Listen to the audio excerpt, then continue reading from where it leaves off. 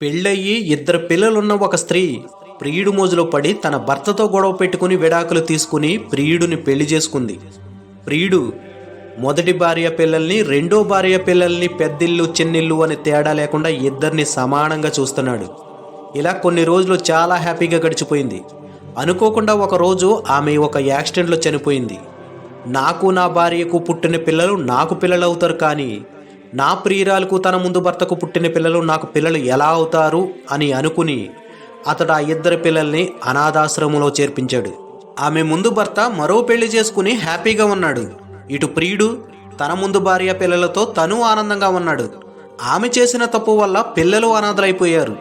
భార్య పిల్లల్ని పట్టించుకొని వాడిని పోల్చడానికి చాలా జంతువులు ఉన్నాయి, కానీ తన సుఖ సంతోషాల కోసం పిల్లల జీవితాలని నాశనం చేసిన తల్లులను పోల్చడానికి ఒక్క జంతువు కూడా లేదు. ఎందుకంటే ప్రతి స్త్రీ జంతువు సృష్టి మొదలైనప్పటి నుండి ఇప్పటి వరకు తన తల్లి బాధ్యతను ఎప్పుడూ ఏ జంతువు విస్మరించలేదు, మనుషులు తప్ప. Download ShareChat.